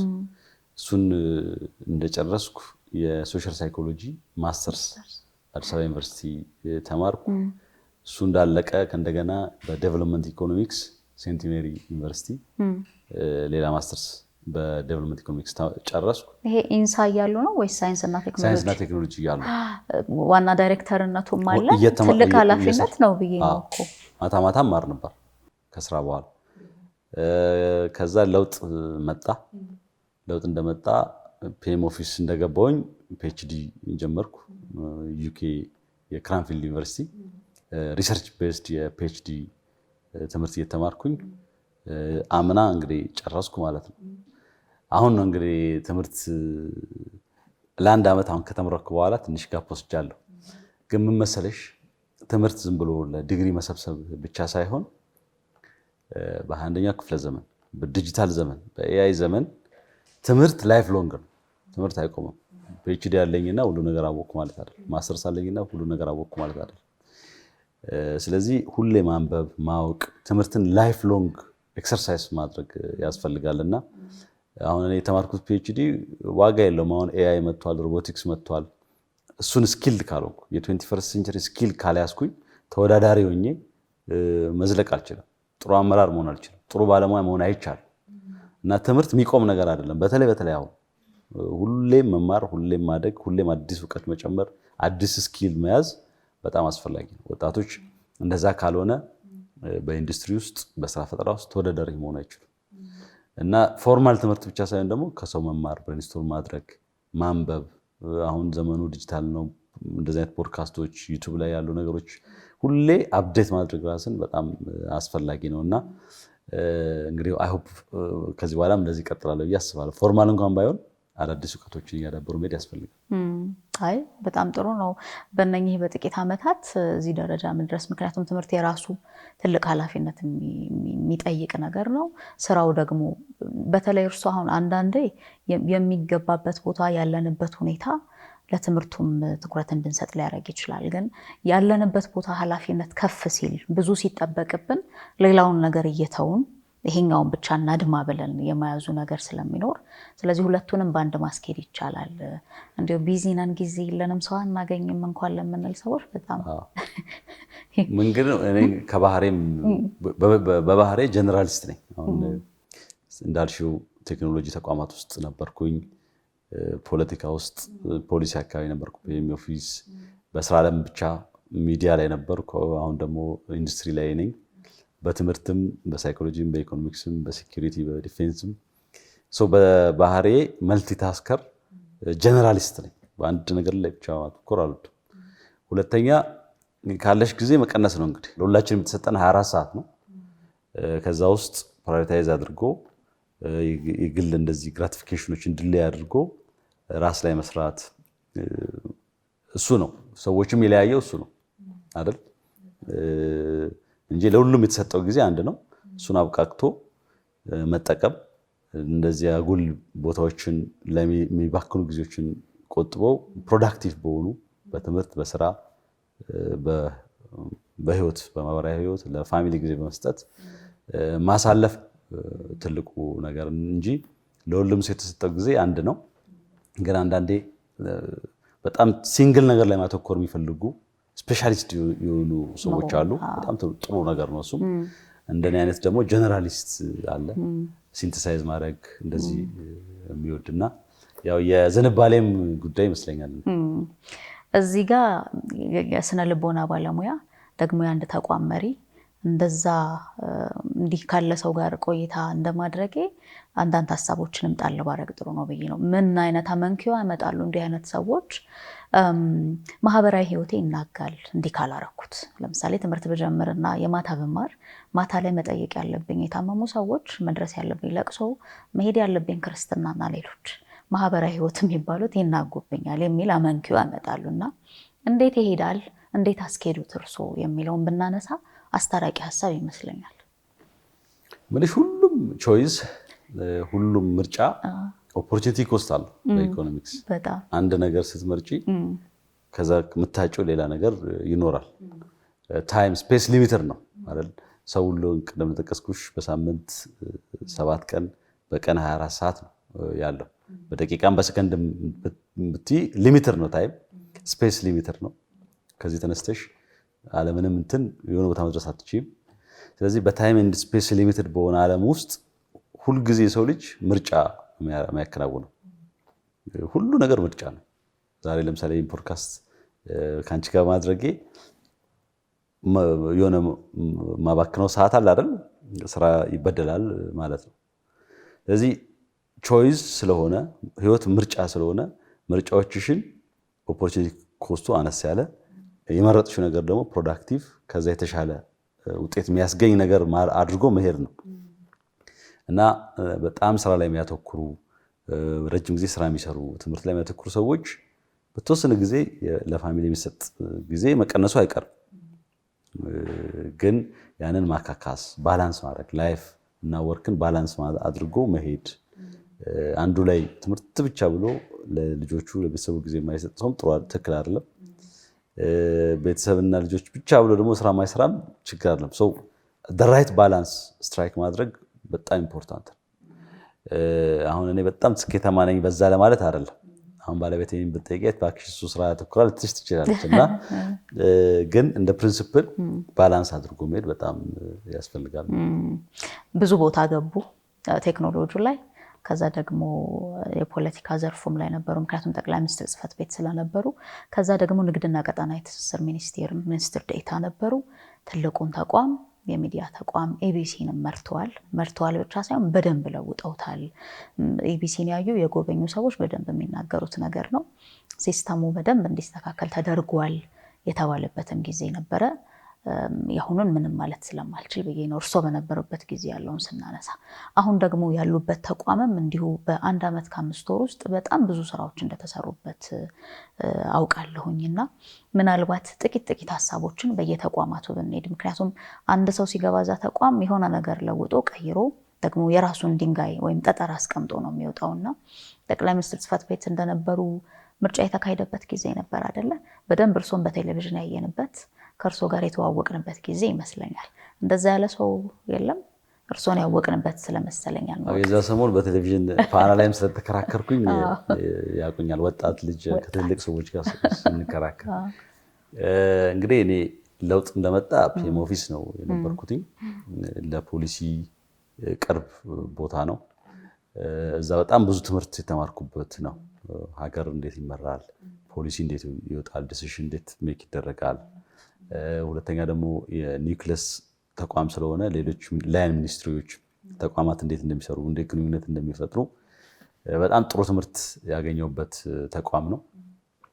በዛ ውስጥ ሞኜ ከፓርቲ ኦፊስ ጋርም ክሎዝሊ ስንሰራ ስለነበረ በዛም የርዕዮተ ዓለም የፖሊሲ ስትራቴጂ ጉዳዮችን ጥሩ ኖሌጅ ያገኘሁበት ኤክስፔሪየንስ ያገኘሁበት ነው እና ፖለቲካ ውስጥም ትንሽ ተሳትፎ የጀመርኩት የዛን ነው ማለት ነው። ለፐብሊክም መታወቅ የጀመርኩት ዳይሬክትሊ ከፒኤም ኦፊስ ወደ ኢቢሲ ነው የሄድኩት። ኢቢሲ ሲሄድ እንግዲህ ኢቢሲን የምታውቂው ነው፣ አንጋፋ ተቋም ነው። በሬዲዮም በቴሌቪዥንም ዘመናትን የተሻገረ እስከ 90 ዓመት የደረሰው ግዙፍ ተቋም ነው። በጣም ብዙ አንጋፋ ባለሙያዎችን ያፈራ ተቋም ነው። እኔ ሲሄድ ግን 2014 ተቋሙ በብዙ ነገር ጃጅቶ ቴክኖሎጂው አርጅቶ ቢሮ ኢንስቲትዩሽኑ ሲስተሙ ትንሽ ተዳክሞ የነበረበት ወቅት ነው። በሌላ በኩል ደግሞ እንደነ ፋና ያሉ ዋልታ ያሉ የፕራይቬት ሚዲያዎች በጣም እየተበራከቱ እያደጉ ውድድሩ የጦፈበት ወቅት ነበርና እኔ ወደዛ ስመደብ በዘመናት የነበረኝ ኤክስፒሪየንስ ወጣት በሆንም ብዙ ተቋማትን ስለነካካው ዲሲሽን እንዴት ሜክ ሲደረግ ሳቅ ስለነበረ ለኔ በሊደርሺፕ ጥሩ ቴስትም ነው። ጥሩ ልምድም ያዳበርኩበት እውቀት ያገኘሁበት ተሞክሮ ያገኘሁበት ተቋም ነው። እንደምታውቂው እዚህ ብሔራዊ ነበር የነበረው ለሚዲያ የሚመች ቢልዲንግ አይደል አልነበረም። አሁን በጣም አምሯል ኤአይ ገብቶ። የዛኔ ግን ስትሄጂ ኤሌቬተሩ፣ ስቱዲዮቹ፣ ዳታ ሴንተሩ በሙሉ በጣም ያሳዝን ደረጃ ላይ የነበረው። ቢሮ እንዲቀየር ወደ ሸጎሌ 10 ሄክታር ነው መሬቱ፣ ይሄኛው ግማሽ ሄክታር ነው። አዳዲስ ስቱዲዮች እንዲገነቡ፣ አዳዲስ ቴክኖሎጂ እንዲገባ፣ ሰው ኃይሉ እንዲሰለጥን፣ አካባቢው ለስራ ለስቱዲዮ ምቹ እንዲሆን፣ ሀይቅ አለው፣ ላንድስኬፑ በጣም የሚያምር ነው፣ ዛፉ የሚያምር ነው፣ በጣም የሚያምር ሆኖ እንዲሰራ ነው ያደረኩት። ይሄ ስትራክቸራል ትራንስፎርሜሽን ነው። ተቋም የነበረው ቴክኖሎጂ፣ አሰራሩ፣ ስቱዲዮቹ፣ ሁሉ ነገር በአዲስ መቀየር እና ሚዲያ ሪፎርም ማድረግ ከባዱ መሰለሽ፣ አውሮፕላን እየሄደ መጠገን ከባድ ነው አይደል? እየበረረ መጠገን ከባድ ነው። ሚዲያም እንደዛ ነው። 24/7 ስርጭቶች እያሰራጨ እሱ ሳይቋረጥ ሌላ ኢንስቲትዩሽን ገንብቶ ትራንዚሽኑ ምንም መቋረጥ ሳይኖር አስገብቶ ስሙዝሊ ራን ማድረግ በጣም ከባድ ነው። እኔ የቆየሁት 2 ዓመት ተኩል ነው የቆየሁት ኢቢሲ። ይህን ትራንዚሽን በአግባቡ አድርገን ብራንዲንጉን ቀይረን ወደ ነበረው ሎጎ ብራንድ ተመልሶ ሰራተኛ ሰልጥነን ለኮንቴንት አዳዲስ ኮንቴንቶች ጀምረን እንግዲህ እኔ ፓሽኔ በደንብ ሚዲያ ውስጥ ብቻ ስላልነበረ ነው የወጣሁትና ለእኔ ጥሩ ትምህርት የተማርኩበት ተቋም ነው ኢቢሲ። መነሻ ነበረው ግን አንዳንዴ እንዴት እንዲሆነ እዚህማ እንደዚህ አይሆንም እንዲህ ሊሰሩ አይገባም ብለው የተነሱባት የሆነች ተርኒንግ ፖይንት እንደምንለው አይነት የሆነች ነገር ነበረች። ኢቢሲ ከዚህ ወጥቶ የሆነ ቦታ መግባት ነበረበት ያሉበት ሞመንት ለመለወጥ እንግዲህ ያለፍኩበት ነው እንዳልኩሽ። ኢንሳም ሁሌ ከኤርጎኖሚክስ ነው የምንጀምረው። ኤርጎኖሚክስ ቅንጦት አይደለም። የሰው ማይንድ ተረጋግቶ የሚሰራበት፣ ሲያየው ደስ የሚለው፣ ረጅም ጊዜ የሚሰራበት፣ አዲስ ሀሳብ ለማመንጨት የሚመች ነገር ኢንሳም ሞክረናል። ሳይንስና ቴክኖሎጂም ተሞክሯል። እኔ ደግሞ በቅርበት ስለሰራው ከዶክተር አብይ ጋር እነዚህ የኔም እንትን ሆኖ መጥተዋል፣ ተሞክሮ ሆኖ መጥተዋል እና ኢቢሲ እንደገባው አንድ ጉብኝት ነበረ። እኔ ገና ተመድቤ ሳምንት አልሆነኝም። እቃዎቼን ከፔም ኦፊስ ለውስጥ ሲሄድ ዶክተር አብይ አገኘኝ። ዶክተር አብይ ያው ተቋማትን እንደዚህ የመጎብኘት ልምድ አለው። በድንገት መገኘት እንዲህ እዛ የጎበኘን። አሁን ሸጎሌ ግቢ ድሮ የመከላከያ የነበረ በኋላ ሳይንስና ቴክኖሎጂ ወስዶት ባዶ ዝም ብሎ አባንደን ብሎ የተቀመጠ ነበር እና እዛ ድንገት ሄደን ልንጎበኝ ይሄማ ለሚዲያ ነው የሚሆነው ብዬ እዛው የማሳመን ስራ ሰራው። በኋላም ተፈቀደልንና ያን ቦታ ያው ክቡር ጠቅላይ ሚኒስትራችን ነው የመረጡት ማለት ነው። እዛን ውሳኔ እንዲወሰን ያደረኩት። ቶሎ ሙቭ አደረግን። በአንድ ዓመት ከ6 ወር ውስጥ ሚዲያ ተሰርቶ ገብተዋል ማለት ነው። ይገባናል ብሎ ማሰብ የሚቀድም ይመስለኛል በሁሉም ነገር ላይ። ለምሳሌ እዚህ ሶፋ ላይ መቀመጥ ይገባናል፣ የተመቸ ሶፋ ላይ መቀመጥ ይገባናል ስንል ይሄን ሶፋ ደግሞ መግዛት አለብን፣ እዚህ ማስቀመጥ አለብን ማለት ነው። ስለዚህ በምናየው ነገር ይሄ ለኛ ይገባናል። አንዳንዴ ወይ ያለመደብን የመጣ አሁን ግን በእርግጥ በልምምድ ላይ ያለ ነው ለኛ ያስፈልገናል፣ ይገባናል። ለምሳሌ የኮሪደር ልማቱን ማየት እንችላለን። ከተማዋ መቀየር አለባት። እውነት ነው። አዲስ አበባን በዚህ ሁኔታ ማየት ይገባናል። ጥሩ ነገር ይገባናል ብሎ ማሰብ በምንም ሁኔታ ውስጥ ሆነን በምንም በህይወታችን ባለ ልምምድ ውስጥ ይገባናል ማለት አንዱ ኢቢሲ እንዲቀየር ያደረገው ይመስለኛል። ከዛ ከኢቢሲ በኋላ እንዳልነው ንግድና ቀጠናዊ ትስስር ሚኒስቴር፣ እሱ ደግሞ በጣም ትልቅ ተቋም፣ ብዙ ስራዎች እየተሰሩበት ያለ ሚኒስትር ዴኤታ ሆነው እዛ ሄዱ። እሱስ እንዴት ተቀበሉት? እርሶስ እንዴት ተቀበሉት? እኔ ያው ምደባ ነው መንግስት፣ እኛ የመንግስት ኃላፊዎች ሲቪል ሰርቫንት ነን። መንግስት ሲፈልግሽ ቦታ ትሄጃለሽ። እኔ የተማርኩት ኢኮኖሚክስም ስለተማርኩኝ ለኢኮኖሚ ጉዳዮች ቅርብ ነኝና ሚኒስተር ዴኤታ ሆኜ እዛ ሄድኩ። ያ ደግሞ ኮምፕሊትሊ ባህሪው የተለየ ተቋም፣ በጣም ብዙ አገልግሎት የሚሰጥበት የዶሜስቲክ ትሬድ ነበር እኔ ማስተባብረውና የሰዎችን ችግር የነጋዴዎችን ችግር የምታዳምጭበት፣ ለመፍታት ጥረት የምታደርጊበት፣ ከብዙ ተቋማት ጋር እርስ በርስ የሚገናኝ ራስሽ ጀምረሽ ማጨረሽ ሁሉ ነገር ከተቋማት ጋር መነጋገር ከሌሎች አመራሮች ጋር መነጋገር ያለብሽ ተቋም ነውና እሱም ለኔ መማሪያ ነበር። ረጅም አልቆየሁም፣ 7 ወር ነው የቆየሁት። ግን የሰዎችን ችግር ማዳመጥ፣ አገልግሎት ፈላጊዎች በቀን እስከ 20-30 ሰው እያናገርሽ ችግሮችን መፍታት ትልቁ የቢሮክራት የሊደር ስኪል የሚፈልግ ነገር። ስለዚህ እንደዛ አይነት ነገሮችን ለመማር ቢኮዝ አብዛኛውን ከዛ በፊት የነበርኩባቸው በአይዲያ በትልቅ ፕሮጀክቶች መስራት ነውና አገልግሎት መስጠት ሰዎችን ማዳመጥም ትልቅ ክህሎት እንደሆነ ለሊደርሺፕ የተማርኩበት ነው። ኦኬ ሊደርስ ማዳመጥ አለባቸው። መፍትሄ እዛው ላሰጪው ትችላለሽ ለአንድ አገልግሎት ጠያቂ፣ ግን የመጀመሪያው ስራ ማዳመጥ፣ ችግሩን መስማት። የዛኔ አይ አቶ ፍስሐ አንተ ባትፈታልኝም ስለሰማኸኝ በጣም አመሰግናለሁ ብሎ ሰው ይሄዳል። እና የኢትዮጵያ ሕዝብ ችግርሽን ይረዳል፣ ግን መደመጥን ደግሞ ትልቅ ይፈልጋል። መተንፈሻ መሆንም ቀላል አይደለም እኮ ብዙ ነገር አራክፎ መሄድ። በእርግጥ ሸክሙ ለኛ የሚቀር ነው ለሚያደምጠው ሰው፣ ግን ለዛ ሰው እንዲያው በደንብ የሚያስታግስለት ይመስላል። በጣም ትልቅ እንትን ነው። እነዛ ነገሮች እንግዲህ እየተደመሩ እየጨመሩ የትምህርት አያልቅም፣ ተሞክሮ የሚያልቅ ነገር አይደለምና ሁሌ እያሻሻልሽ እየተማርሽ የምትሄጂበት ነው። ንግድ አጭር ነው ቆይታዬ። ብዙ ያሳካኋቸው የምላቸው ብዙ ነገሮች የሉ። እዚህ ደግሞ 14 ተቋማት ናቸው ያሉት፣ በጣም ትልልቅ። አሁን አይን ያረፈበት ነው አንዱ ኢንዱስትሪ እንደምናውቀው እና በዚህ ተቋም ውስጥ ደግሞ የውጭ ምንዛሬ እንጠብቃለን። ሰው በጣም ብዙ ሰው በስራ ተሰማርቷል። ፓርኮች አሉ። ደግሞ አሁን ወደ በኋላ የምናነሳው አለ። ብዙ መሳቢያ መንገዶችን እየተጠቀምን የውጭ ባለሀብቶች፣ ኢንቨስተሮች ኢትዮጵያ ላይ ልማታቸውን እንዲያካሂዱ፣ እንዲያለሙ፣ እንዲሰሩ፣ እንዲለውጡ፣ እነሱም እንዲለወጡ አንድ ተቋሙን ወደዚህ ዋናው መስሪያ ቤት ወደዚህ ከማምጣት አሁን ወዳለንበት ቦታ ከማምጣት ባለፈ በጣም ብዙ ስራዎች የተሰሩበት ነው። በቅርበት እንኳን ከሰማናቸው ከኢትዮ ቴሌኮም ጋር ቀደም ብዬ እያልኩ ነበር፣ ዘመን ገበያ ጋር በማስተሳሰር ኢንዱስትሪ ፓርኮች የሚመረቱ ምርቶች በቀጥታ ለሚገበያዩ ሰው እንዲደርሱ የማድረጉ ስራ፣ ሌሎች ብዙ ስራዎችም አሉበትና ልዩ ኢኮኖሚ ዞኖች፣ የድሬዳዋን ነፃ ንግድ ቀጠናን ማንሳት እንችላለን። በእርሶ እንስማው። እዚህ ተቋም የሚሰራው ስራ ብዙ ስለሆነ እርሶ እንዴት ነው ተቋሞትን የሚገልጹት የሚለውን ብናውቅ። ኢንዱስትሪ ስሙ የሀገር በቀል ስላልሆነ ኢንዱስትሪ የእንግሊዝኛ ቃል ነውና ራቅ ያለ ይመስላል። ኢንዱስትሪ ማለት የምትበይው ምግብ፣ የምትለብሺው ልብስ፣ የምትገለገልባቸው መሳሪያዎች፣ ትራንስፖርቴሽኑ፣ ሁሉም ነገር የኢንዱስትሪ ውጤት ነው። ከግብርና የምንመገባቸውን ያመርታል። እሱ ፕሮሰስ ተደርጎ ምግብም ብዙ ነገሮች በኢንዱስትሪ ነው።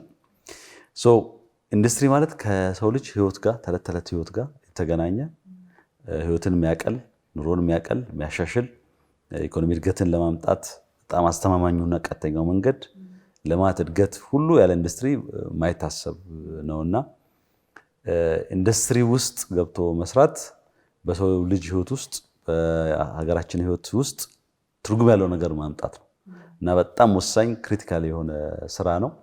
የኢንዱስትሪ ፓርኮች ልማት ኮርፖሬሽን ይሄ ኢንዱስትሪ እኛ ሀገር አጭር ነው ታሪኩ፣ ማለት የተስፋፋም አይደለም። ብዙ ነገራችንን ከውጭ ነው የምናመጣው። የሀገር ውስጥ ምርታማነት ይሄ ሜድ ኢን ኢትዮጵያ የሚለውን ለማበረታታት ነው መንግስት ትልቅ ሀብት ያፈሰሰው። ወደ 1.5 ቢሊዮን ዶላር እነዚህ 14 ፓርኮችን ለመገንባት አውጥቷል መንግስት። ዓላማ ምንድነው? ኢንዱስትሪ በጣም ካፒታል ኢንቴንሲቭ ነው። ብዙ እውቀት ይፈልጋል። ብዙ ፕሮሰስ አለው ለመጀመር። ያንን እናቀል ነው። ኢትዮጵያ ኢንዱስትሪያላይዜሽን ማዕከል እንድትሆን መሰረተ ልማት በአንድ ቦታ ተሰብስቦ መሬት አለ፣ ውሃ አለ፣ መብራት አለ፣ ሌሎች መሰረተ ልማቶች ሰርተን አዘጋጅተን ኢንዱስትሪዎች ፕላግ ኤንድ ፕሮዲዩስ የሆነ መሰረተ ልማት እናቅርብላቸው፣ አምጥተው ማሽናቸውን ተክለው የሚያመርቱበት እናርግ በሚል ነው የተሰራው። እስካሁን ብዙ የመማሪያ ፌዝ ነው ያለፍ ነው። ብዙ ለውጥም አምጥቷል ሀገራችን። አሁን ኢንዱስትሪ ፓርኮች ውስጥ እና ዛሬ አሁን እየተነጋገርን ባለንበት ሰዓት 80,000 ሰራተኞች አሉ በእኛ ፓርኮች ውስጥ። ኤክስፖርት እስካሁን 1.5 ቢሊዮን ዶላር የሚሆን ኤክስፖርት ከፓርኮች ተደርገዋል። ኢምፖርት ሰብስቲቱሽን ቢሊየንስ ነው። ከትስስር በውስጡ የተፈጠረው ከአርሶ አደር ጋር በሺዎች ከሚቆጠሩ አርሶ አደሮች ጋር ስለዚህ ለኢትዮጵያ የኢንዱስትሪ ባህል እንዲያድግ በሰፊ የሚቀጥሩ ድርጅቶች እንዲኖሩ የኢንዱስትሪያላይዜሽን ባህል እንዲኖር አስተዋጽኦ አበርክቷል። እንግዲህ አሁን እያወራን ያለነው ከ10 ዓመት ያነሰ ታሪክ ነው ያላቸው እነዚህ ፓርኮች እና የዚህ ተቋም መሪ መሆን መታደል ነው። ጥሩ ሰዓትም ነው። አሁን ኢትዮጵያ ማክሮ ኢኮኖሚክ ሪፎርም አድርጋ ለኢንዱስትሪ ለንግድ የሚመች ምህዳር ፈጥራ የሀገር ውስጥም የውጭ ባለሀብቶችም እንዲመጡ እያደረገን ስለሆነ ኢትዮጵያ የምስራቅ አፍሪካም የአፍሪካም የማኒፋክቸሪንግ ሀብ እንድትሆን ማድረግ ያስችላል። በአጭር ጊዜ ውስጥ ያለን መሰረተ ልማትና በጣም ትልቅ ተቋም ነው እንዳልሽው። ምንድን ነው ስሜታቸው እንደ ሀገር የምንገመተው ወይ ያለን አመለካከት ያላቸው እነሱ ሌላ ሊሆን ይችላል። ግን ከመጡ በኋላ ሲያዩ ሲረዱ ሲገቡበት ወደ ስራው ምንድን ነው የሚሉን? እንግዲህ እኛ ብዙ ጊዜ የምንሸጠው የውጭ ኢንቨስተሮች ሲመጡ አለን የምንለው 1-3 ጉዳዮች ናቸው። አንደኛ ትልቅ ማርኬት አለን።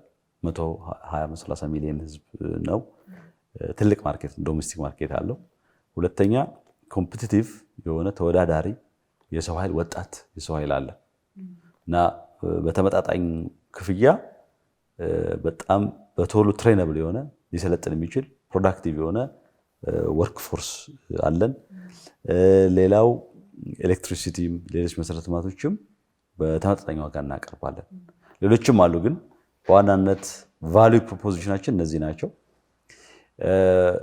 ድርጅቶችን ብዙ ድርጅቶች ትልቅ ድርጅቶች መጥተው እየሰሩ ነው እኛ ሀገር ውስጥና የእኛ ሀገር ሰራተኛው እንዳልኩሽ ነው። ብዙ ክፍያ ይከፈለው፣ ግን በቀላሉ ሚማር ትሬነብል ነው። ሁሉም ኢንቨስተሮች የሚነግሩኝ ይሄንን በአጭር ጊዜ ስልጠና ቶሎ ኮምፒቲቲቭ መሆን የሚችል ወርክ ፎርስ ነው ያለን እና ይህንን ማሳደግ ይጠበቅብናል። አሁን ብዙ ቴክስታይል ጋርመንት ላይ ነው የነበረው ኢንቨስትመንት። ባለፉት 1 ዓመት ግን ዳይቨርሲፋይ እያደረግን ነው። የሶላር ፓኔል የሚያመርቱ፣ ሴል የሚያመርቱ፣ ሌሎች ኮንስትራክሽን ማቴሪያል፣ ሌሎች መገልገያዎችን የሚያመርቱ ኢንዱስትሪዎች ፓርኮች ውስጥ እንዲገቡ እያደረግን ነው። ለምሳሌ ሐዋሳ አሁን ሶላር ሴል ባለፈው ሲመረቅ እንዳያችሁት በጣም ሃይ ኤንድ በሮቦቲክስ በኤአይ የታገዘ ምርት የሚያመርት ነው። ሙሉ ለሙሉ ኤክስፖርት ነው የሚደረገው። ኢንዱስትሪዎቻችንም እያነቃቃ ነው ያለውና ኤሌክትሪሲቲ ርካሽ ነው እኛ ሀገር በጣም አሁን የህዳሴ ግድብም ወደ ምርት ስለገባ ትልልቅ ኢንዱስትሪዎችን መሳብ እንችላለን። ነገር ግን መሳቢያችንም እሱ ሆኗል እኮ አይደል? ህዳሴውን አስመረቀን። አሁን ሐዋሳ ምልሽ እኮ ሶላር የሚያመርቱ እኔ ከመጣው 3 ድርጅቶች አስገብቻለሁ። እነዚህ 3 ድርጅቶች አንዱ ቀድሞ ነው የዛሬ 6 ወር ስራ የጀመረው፣ 2ቱ አሁን ዚስ ዊክ ስራ ጀምረዋል። ከነሱ ኤክስፖርት ከ3ቱ ድርጅት ነው ምልሽ ክሎዝ ቱ $1 ቢሊዮን እናገኛለን። በአጠቃላይ የኢንዱስትሪ ፓርኮች ባለፉት ዓመት በ10 ዓመት ኤክስፖርት ያደረግነው እዛ አካባቢ ነው። 1 ቢሊዮን ቅድም ተጠቀስኩልሽ። አሁን ላስት ይር ያደረግነው $124 ሚሊዮን እና በ10 እጥፍ የኢትዮጵያን ኤክስፖርት ከኢንዱስትሪ ፓርኮች ውስጥ የሚወጣውን ያሳደጉ ናቸው። በዚህ 1 ዓመት ውስጥ አትራክት ያደረግነው አጠቃላይ ከማኒፋክቸሪንግ ሴክተር ኢትዮጵያ ኤክስፖርት የምታደርገው $500 ሚሊዮን አይበልጥም። እና አሁን ኢንዱስትሪ ፓርኮች ብቻ 1 ቢሊዮን ደብል ካደረገ በሚቀጥለው ዓመት 2-3 ዓመት ውስጥ ኢማጂን። ስለዚህ ዳይቨርሲፊኬሽን በጣም ኢምፖርታንት ነው። ቴክስታይል፣ ጋርመንት፣ ሌዘር ብቻ ብለን ምን ገድበው አይደለም መስፈንጠር። አሁን የመደመር መንግስት መስፈንጠር ይለው ሊፕ ፍሮግ ማድረግ አንዳንዴ ኮምፒቲቲቭ አድቫንቴጅ ባሉ ኢንዱስትሪዎች የውጭ ቀጥተኛ ኢንቨስትመንት አትራክት ማድረግ ያስፈልጋል።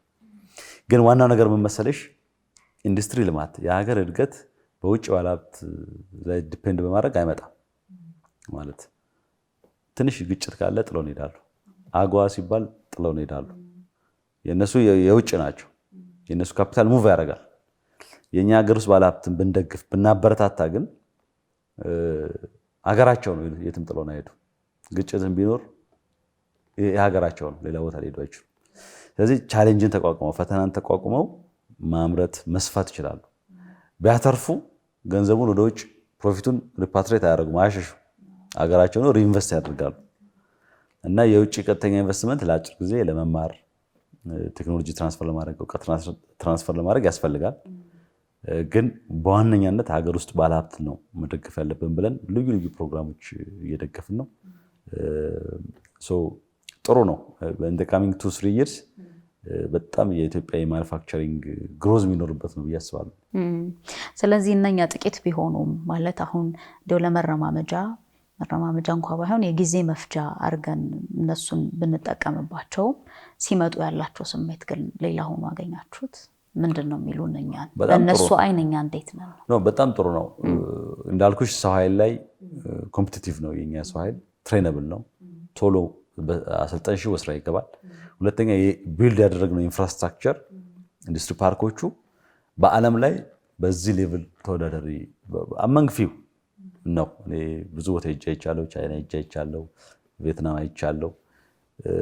አንድ መሬት አንድ አካባቢ አዘጋጅተው ፓወር ምናምን አዘጋጅተው እንዲገቡ ያደርጋሉ እንጂ እንደዚህ አይነት ስታንዳርዱን የጠበቀ ሼድ፣ ዜሮ ሊኩዊድ ዲስቻርጅ ያለው ትሪትመንት ፕላንት፣ የዌስት ትሪትመንት ፕላንት፣ መንገዱ፣ አካባቢው ወርልድ ክላስ ኢንፍራስትራክቸር ነው የገነባ ነው። እሱንም በጣም ይወዱታል። እና ኢትዮጵያ ሰው ባህሉ ለኢንዱስትሪ ጥሩ ነው። ኢትዮጵያ የአፍሪካ የማኒፋክቸሪንግ ሀብ የመሆን ቻንስ አለ። አሁን ደግሞ ኢንዱስትሪ ወደ አፍሪካ እየመጣ ነው እና ጠንክረን ከሰራ የኛ ድርጅቶች ተወዳዳሪ ከሆኑ ወደ ኤክስፖርት ማርኬት የሚገቡ ከሆነ ጥሩ ወቅት ነው ለኢትዮጵያ። እዚህ ተቋም ላይ ትልቁ የሚነሳው ነገር እኛም ወደ ህይወትን ብናመጣው ጥሩ የሚሆነው ቀረብ ስናደርገው ህብረት ነው፣ በጋራ መስራት ከሌሎች ተቋማት ጋር። እሱን እንዴት ያዩታል? እንዴት ነው ትብብራችን? ብዙ ጊዜ የኢትዮጵያ ኢንስቲትዩሽኖች ችግር የትብብር በመተጋገዝ ኢንተርሚኒስትሪያል ኮሚኒኬሽን ግንኙነት ሊሚትር በጣም እንኩራራበት አይደለም። አይፒዲሲ ግን ብቻውን የሚሰራው ነገር የለም። ከብዙ ተቋማት ጋር ተባብሮ ካልሰራ ውጤት ማምጣት አይችልም እና ተባብረን ነው የምንሰራው። አሁን ሰሞኑን አይታችሁ ከሆነ የስሞል ኤንድ ሚዲየም ድርጅቶችን ሰፖርት ለማድረግ ማስታወቂያ ወጥተናል እና 4 ዓመት ምንም ክፍያ ሳናስከፍላቸው ኢንዱስትሪ ፓርኮች መጥተው መሬት ሰተናቸው ግንባታቸውን ገንብተው ወደ ምርት እንዲገቡ እና እንደዚህ አይነት ስራ ስንሰራ ከኢንዱስትሪ ሚኒስቴር፣ ከኢንቨስትመንት ኮሚሽን፣ ከሌሎች ከአዲስ አበባ የኢንዱስትሪ ቢሮዎች ጋር እየተባበርን እየተጋገዝን ነው። የኛ ትልቁ ኮምፒቲቲቭ አድቫንቴጃችንና ክህሎታችን ኢንፍራስትራክቸር ፕሮቫይድ ማድረግ ለኢንዱስትሪ። ሌሎች ደግሞ የሰው ኃይል በማሰልጠን ሬጉሌተሪ ስራዎች አሉ ቀላል በማድረግ ካላገዙ ኢንዱስትሪ የትብብር ስራ ነው። ኢቨን ኢኮኖሚም የትብብር ነው። ካልተባበርሽ፣ ካልተጋገሽ፣ በጋራ ካልሰራሽ የሚፈለገውን ስፒድ ማምጣት አይቻልም። ፈጠራን ማምጣት ስለማይቻል ትብብር በኢትዮጵያ ውስጥ ደፍሲት ነው። መተጋገዝ፣ መተባበር ማለት በተናጠል መሄድ እንወዳለን። አመራር አንድ አመራር የራሱን ነገር ብቻ እያየ የሚሰራ ከሆነ ደግሞ ስኬታማ አይሆንም። ሀገር የሚያድገውን በትብብር ነው። ተቋም የሚያድገውን በትብብር ነው። ኢቨን የግለሰብ ህይወት የሚሻሻለው በትብብር ነው። ብቻን በመቆም የሚሆን ነገር የለምና እሱን ጠንክረን እንሄዳለን ማለት ነው። በጣም ጥሩ። ስለዚህ ጊዜ መስጠት አለን። በእርግጥ ከጊዜ መስጠት እንለፍና የዚህ የመጡባቸው ተቋማት ላይ ስኬቶች አሉ። የእርሶ የህይወት ፍልስፍና ምንድን ነው? የህይወት ፍልስፍና አለኝ ብለሽ ነው? አይታጣም። ምናልባት ካስተዋልኩት ፍልስፍና ነው የሚለውን በኋላ እንስማማለን። ግን ወይ መርህን እንበለው። መርህ በመርህን በየትኛውም ስራ በትንሹም በትልቁም በተቋምም በህይወትም በትምህርትም እኔ ያገኘሁት ኢንሳይት ብዬ የማስበው ይሄ ፐርሲስተንት መሆን፣ ኮንሲስተንት መሆን፣ ትንሽ ፈተና አለመደናቀፍ፣ ተስፋ አለመቁረጥ እና የሆነ ነገር ካሽ ማሳካት የፈለግሽው ነገር ካለ እስከ መጨረሻው መታገል። በዛ ውስጥ ነው ስኬት፣ መሳካት፣ መከወን የሚመጣው እና ትንሽ ፍራስትሬት ካደረግሽ በመሃል ኮምፕሌን የምታደርጊ ከሆነ አይሳኩም ነገሮች። በብዙ በህይወትም በስራም ይህን ፕሪንሲፕል ነው ያየሁት እና ለምሳሌ ከዚች ከኤ ፖይንት ኤ የሆነ ነገር ፖይንት ቢ አደርሳለሁ ብለሽ ካቀድሽ ታርጌትሽ ያ ከሆነ ወዲያው ስላሰብሽ ወይም ደግሞ ትንሽ ስለሞከርሽ አይሳካም። በመሃል ብዙ መሰናክል አለ። የማይሆንባቸው ነገሮች የሚያሳይሽ ብዙ ሰው ይመጣል። ምቀኛ አለ። እንዳይሳካ የሚፈልግ ሰው ይኖራል። ኢንተረስት ያለው ሰው ይኖራል በመሃል። እነዚህ ነገሮች እንዴት ነው የምታልፊው እና ፖይንት ቢ ላይ የምትደርሺው የሚለው ነገር ትልቁ ክህሎት በጣም ቁርጠኝነት፣ ፐርሲስት ማድረግ፣ አንዱ መንገድ ሲዘጋ በሌላ መንገድ መክፈት፣ መከታተል በጣም ኢምፖርታንት ነው እና አንድ ሰው ድርቅ ካለ ይሄኛው መንገድ ሲዘጋበት በዛኛው የሚሄድ ከሆነ መንገድ የሚፈልግ ከሆነ ፖይንት ቢ ላይ መድረሱ አይቀርም የጊዜ ጉዳይ ካልሆነ። ግን ብዙ ጊዜ የሚያጋጥመኝ ምንድነው አንድ መሰናክል ሲሆን ሰው ተስፋ ይቆርጣል። ለማን ብዬ ነው ይላል። ወይም ደግሞ በቃ ይሄ ነገር አይሳካም ብሎ ይተዋል እና ብዙ ሰው ይንጠባጠባል ማለት ነው። እና እኔ የስኬት ሌላ ብዙ ፎርሙላ የለውም ማለት አሁን ብዙ ስኬታማ ሆኜ አይደለም፣ ግን ትንሾቹም ነገሮች አቺቭ ባደረግናቸው ሳይ መታገል፣ ቁርጠኛ መሆን፣ አንድ መንገድ ሲዘጋ ሌላ መንገድ መክፈት፣ እዛ ያሰብነው ቦታ ሳንደርስ ወደኋላ አለመመለስ በጣም ትልቅ ክህሎት ነው። ወጣቶች የማድረግ ከቻሉ ማይሳካ ነገር አይኖርም ብዬ ነው የማስበው። ጊዜ ሊፈጅ ይችላል፣ ሊያደክም ይችላል፣ ሊያበሳጭ ይችላል፣ ስትረስ ውስጥ ሊከት ይችላል። ግን ያ የምንፈልገው ነገር ማሳካት እንችላለን። ሌላ ምንም ፎርሙላ የለው። ፐርሲስት ማድረግ፣ መስራት፣ መትጋት፣ ብዙ አማራጭ መንገዶችን መሞከር ነው እና ይሄ ፍልስፍና ነው ወይ የሚታወቅ ፕሪንሲፕል ነው። ጠንካራ ሰራተኛ የሚፈልገውን የሚያውቅ ለፈለገው ነገር ቀን ከሌሊት የሚሰራ መንገዶች የሚዘጉበት ከሆነ እያስከፈተ የሚሄድ ሰው በትዳሩ ስኬታማ ይሆናል፣ በስራው ስኬታማ ይሆናል፣ በቢዝነሱም ስኬታማ ከመሆን የሚያግደው ነገር አለ ብዬ አላስብም። እና ብዙ ሞቲቬሽን አያስፈልግም፣ ሃርድ ወርክ ነው የሚያስፈልገው። ማለት የሞቲቬሽን ንግግር መስማት፣ ምክር ማዳመጥ ጥሩ ነው፣ ግን the only road to success እኔ ሃርድ ወርክ ነው፣ ተስፋ ለመቁረጥ ነው። ጊዜሽን ለስራሽ ላሰብሽው ነገር ማዋል ነው ብዬ ነው የማስበው። ጊዜን ለስራ ላሰቡት ነገር መዋል ከሚለው ልነሳና ጊዜ በማጣት ውስጥ ምናልባት ባለቤቴ አይ መች ጊዜ ያለው ልትለኝ ትችላለች አሉ። ቀደም ብሎ ስናነሳ እንዴት ናቸው ወደ ቤት ብንገባ ቀር ካላልሁት? እንግዲህ እኔ የሶስት ልጆች አባት ነኝ። በትዳር ውስጥ አንድ 9 ዓመት ምናምን ቆይቻለሁ። እንግዲህ ሁሌ ትዳር ውስጥ እናንተ ሴቶች ባሎች ጊዜ ስጥኑ ትላላችሁ አይደል? ሁሌ ቴንሽን አለ ትዳር ውስጥም። በመቻቻል በመከባበር አንዱ ለአንዱ በመተጋገዝ ነው ትዳርም እንትን የሚለው። እኔ ለባለቤቴ በቪዥኗ መደገፍ አለብኝ፣ ማገዝ አለብኝ፣ ሰፖርት ማድረግ አለብኝ፣ አንደርስታንድ ማድረግ አለብኝ፣ አንዳንዴ መቻል አለብኝ። እሷም እኔ ስራችን የተለያየ ስለሆነ በእኔ ቪዥን ውስጥ ደግፋኝ ነው የቆየችው። በትምህርት ምስልሽ ባለፉት ዓመታት አብራኝ ነው፣ በስራም እንደዛ ነው። አንዳንዴ አምሽቼ እገባለሁ፣ ቅዳሜ እሑድ ላልገኝ እችላለሁ። ከልጆች ጋር ብዙ ጊዜ ላይኖረኝ ይችላል። በዚህ ሁሉ ግን ከጎን የምትቆም የትዳር አጋር ያስፈልጋል። ትዳር እንደዛ ነው፣ በመቻቻል በመከባበር አንዱ ሰንከል ሲል እንደገፍ በማድረግ ነውና እንደኛ አይነት ስራ ውስጥ የተሰማራ ሲቪል ሰርቫንት አመራር ተቋም የመራ ሰው እውነቱን ለመናገር ረጅም ጊዜ ከቤተሰብ ጋር አሳልፍ። ኦፖርቹኒቲ ኮስት አለው ብዬሻል። በስራሽ ስኬታማ ስትሆኚ ረጅም ጊዜ ስራሽ ላይ ስትሆኚ ለቤተሰብ የምትሰጪው ጊዜ ትንሽ ቀነስ ማለቱ አይቀርምና ያንን የምትሸፍን የትዳር አጋር ካለሽ፣ እኔ ባለቤቴ እንደዛ ነች። ብዙ ነገር ሸፍና ነው የምንኖረውና ሁሌ ትዳር የሀገር መሰረት ነው፣ የቤተሰብ መሰረት ነው። እዛ ላይ ውጤታማ ካልሆንሽ፣ እዛ ላይ ደስተኛ ካልሆንሽ ስራሽ ላይ ደስተኛ መሆን አትችይም። እና ጥሩ ትዳር ነው ያለኝ ለማለት ነው። እንዲያው ትዳሩ ከተያዘ በኋላ መቻቻሉ አለ፣ አይ ጊዜ የለውም ለስኬቱ ይሩጥ አለ።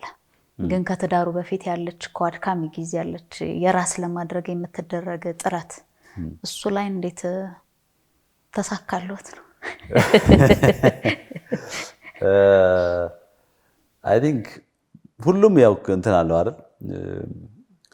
አንደኛ ሰው ሁሌም ቢጤውን የሚወደውን የሚመስለውን ያገኛል። ምክንያቶቹ ብዙ ሊሆን ይችላሉ። በስራ ቦታ ልትገኝ ትችላለሽ፣ በጓደኞች በቤተሰብ መልኩ ልትገኝ ትችላለሽ። ዋናው መግባባት ነው አይደል? በመጀመሪያ መዋደድ፣ መግባባት፣ በዝንባሌ መመሳሰል። መጀመሪያማ ማየት ከማየት ነው ሁሉ ነገር የሚመጣ። እነዛ ነገሮች አሉ፣ ቦታ አለ። እግዚአብሔር በፈቀደው ሰዓት፣ ጊዜ፣ ቦታ ትገናኛለሽ። እና እኔ በጣም ብዙ ቆይቼ አይደለም ያገባሁት፣ ቶሎ ነው ያገባሁት። ባለቤቴም ከዩኒቨርሲቲ እንደወጣች ነው የተጋባ ነው። እና አይ ቲንክ እንትኖች ይኖራሉ፣ ምክንያቶች ይኖራሉ ሰው የሚገናኝበት ማለት ነው።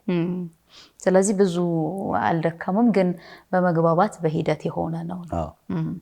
እሺ፣ ዛሬ የደረሱበት ደረጃ አሁን ያሉበት ደግሞ አለ መቼስ። መጀመሪያ ከዩኒቨርሲቲ በነገሮት ላይ የመጀመሪያ ደሞዞት ምን አደረጉት?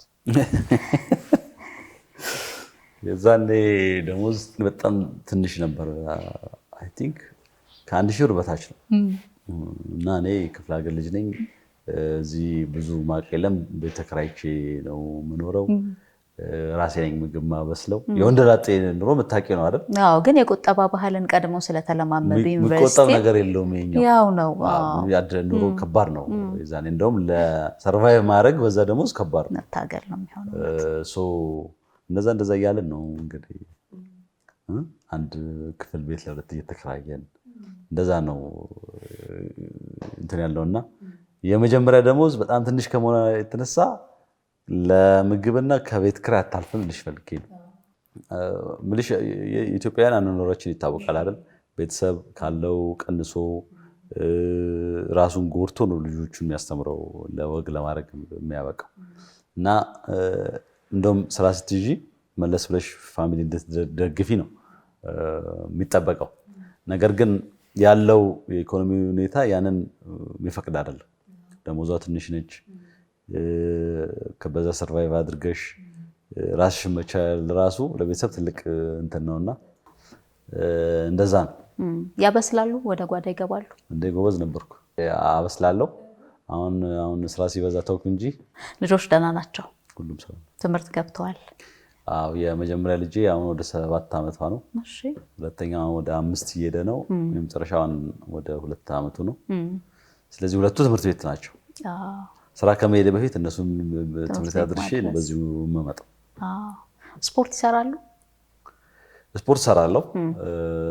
ኳስ እጫወታለሁ በሳምንት 1-2 አለ። የጤና ቡድን አለ ወይስ? ድሮ የኢቢሲ የነበርኳቸው ልጆች ቲም አለን እስካሁን። አብረን እንጫወታለን፣ እስካሁንም እንጫወታለን። ቅዳሜ ሃይኪንግ ሞካከራለሁ። ከስፖርት ጋር ክሎዝ ነኝ። ጥሩ ቅርበት አለ። ስለዚህ ከስፖርት ጋር ቅርብ ከሆኑ የማደጋፊ ነዎት? ኳስ ከተመለከቱ ኳስ ከሀገር ውስጥ ነው ከውጭ? የፈለጉት ከውጭም ከሀገር ውስጥ። ከውጭ የአርሰናል ደጋፊ ነኝ። አሁንም እንግዲህ አያለው ኳስ። ጥሩ ላይ ነው ደግሞ አሁን አርሰናል ያሸነፍን ነው። ኳስ ምንድነው ቅዳሜ እሑድ ስለሆነ ቤት ሆነሽም ምናምን ታያለሽ። እኔ ደግሞ ኳስ ስለምጫወትም ትንሽ ፓሽኔት ነኝ ለኳስ አያለሁ። የትኛው ቦታ ላይ ነው ኳስ ሲጫወቱ? ተከላካይ፣ መሀል? በእንትን ጆከር ነኝ። ሁሉም ቦታ ነው። ሁሉም ቦታ በፈቀደ ለኤክሰርሳይዝ ስለሆነ። እሺ፣ ኳስ አለ። እንዲያው ግን ሌላ እዝናናበታለሁ ባደርገው በጣም ደስ ይለኛል የሚሉት ምንድን ነው? ፊልም ማየት በጣም ወዳለሁ። ፊልም ያለው ስፖርት ሰራለሁ፣ ኳስ ጫወታለሁ። አንዳንዴ ደግሞ ከጓደኞች ጋር ጊዜ ሲኖር ሻይ ቡና እያልን እንጫወታለን። የተለየ የለም። ኢትዮጵያ ውስጥ አይቼው ተደነቄበታለሁ የሚሉት ቦታ? ብዙ የሚያስገርሙ ቦታዎች አሉ። ኢትዮጵያ ብዙ የተፈጥሮ ሀብት ያላት ነች። በቱሪዝም ለምሳሌ ብትወስጂ ታሪክን፣ ተፈጥሮን እና ሌሎች መዝናኛዎችን ይዛ 3 ነገር አሳክታ ባህል፣ ታሪክ እና ተፈጥሮን አሳክታ የያዘች ሀገር ኢትዮጵያ ነች። ኬንያ ብትሄጂ ተፈጥሮ ልታገኝ ትችያለሽ፣ ታሪክና ባህል ብዙ አታገኝም። ግብጽ ብትሄጂ ፒራሚድ ታገኛለሽ፣ ታሪክ ታገኛለሽ፣ ተፈጥሮ ብዙ አታገኝ እና ኢትዮጵያ በእነዚህ የታደለች ሀገር ነች። እኔ እንደ ትሪፕ በጣም ያስገረመኝ ትሪፕ በመኪና በዚህ በጂንካ በምናምን አድርገን ኦሞ ይቻለው ኬንያ ድንበር ኦሞ ወንዝ ያለበት እዛ ያለውን አካባቢ አይቻለሁ። ለመጀመሪያ ጊዜ ነው ንግድ ሚኒስቴር ያለው የሄድኩት የንግዱን የማኑፋክቸሪንግ ሁኔታ ለማየት እና የኦሞ ወንዝ የውሃው ቮሊዩም ብዛት የሚፈስበት መሬት ለምነት እና ሜዳው እንደዚህ አይተሽ ማጨረሽው የሚገርም ተፈጥሮ ትልቅ ነው መሬቱ ስፋቱ የውሃው ብዛትና ይሄን ሁሉ ውሃ ይሄን የመሰለ መሬት ይዘን ወደ ልማት አለመግባታችን ስንዴ ስንለምን መቆየታችን በጣም ገርሞኛል ማለት ነው። እና ኢትዮጵያ ብዙ ያልተነካ ሀብት ያላት ነች። ሙከራዎች አሉ፣ ግን ይሄንን አንታፕድ የሆነ ፖቴንሻል አልምተን መጠቀም አሁን እየጀመርን ነው፣ መሄድ አለብንና እንደዚህ አይነት ቦታዎች በጣም ሰርፕራይዝ ያደረገኝ ብዙ ጊዜ ማወራው ነው። የኦሞ ሄደሽ ማየት አለብሽ አንቺ። አለሁ አንድ ቀን ማየት አይቀርም። የተጸጸቱበት ጊዜ አለ? ሁሉም ሰው ቢሆን የህይወቱ ውጣ ውረድ አለ። በዛ ውስጥ ሁሌም አልፋለሁ እንደ ማንኛውም ሰው። ግን ፎከስ ማድረገው እኔ ወደ ፖዚቲቭ ላይ ስለሆነ በባህሬ ተስማይሊ ነው የሚሉኝ አንድ ጓደኛ ያለ በቁመትም በምንም የምንመሳሰለውና አንድ ኢንቨስተሮች መጥተው እሱ ትንሽ ኮስተር ያለ ነው በባህሪ ምንም ሳይሆን፣ እኔ ደግሞ ሲሪየስ ነገርም ሲሆን ትንሽ ፈገግ እላለሁና ስማችን ጠፋባቸው የሁለታችን እና እያወሩ በኋላ ነው የሚነግሩን which one the smiley one or that one ይላሉና እኔ ቀለል አድርጎ ነው የምኖረው። ስራ ቦታም እንደዛ ነው። ባሳካው ሆኖ ባየው የሚሉት እንግዲህ አሁን ያለነው ኢንዱስትሪ ውስጥ ስለሆነ ኢትዮጵያ የማኑፋክቸሪንግ የአፍሪካ የማኑፋክቸሪንግ ሀብ ሆና ልክ በኤዥያ እነ ቪየትናም እነ ቻይና እንደሚጠሩት በአጭር ጊዜ ውስጥ ብዙ ኢንዱስትሪዎች ያሉባት የራሷን ነገሮች የምታመርት ያመረተችውን ደግሞ በስፋት ኤክስፖርት የምታደርግ ሀገር ሆና በአጭር ጊዜ ውስጥ ባይ ደስ ይለኛል። እንዲሳካ ምኞታችን ነው። ሁሌ ከእንግዶች ጋር ስንገናኝ የምጠይቀው ጥያቄ ምንድነው? እንደፈለግን ተንፈሳን ይሆን እላለሁኝ። እንዴት ነበር ቆይታችን? ምን ተሰማሁት? በጣም ጥሩ ነው። በጣም ብዙ ሰዓት ነው እንትን ያልነው። እኔ ለመጀመሪያ ጊዜ ነው እንደዚህ ከስራ ውጪ ኢንተርቪው ሳደርግ። እንግዲህ ምንድነው ሰው ከእያንዳንዱ ሰው ተሞክሮ የሚማረው ነገር ይኖራል በሚል እንጂ ብዙ ያሳካነው ነገር የለም። እንደውም ወደፊት ለማሳካት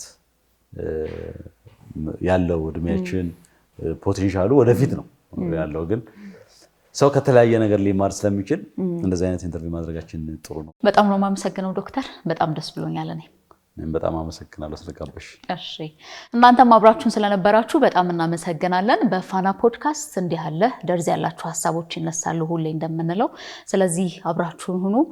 ደግሞ እነማን እንግዳ ሆነው ቢቀርቡ እንደምትፈልጉ የሀሳብ መስጫ ሳጥኑ ላይ ብታካፍሉን በጣም ደስ ይለናል። ከካሜራ ባለሙያዎች ጋር ሳራ መኮንን አብሬያችሁ ቆየሁ። ጤና ይስጥልኝ።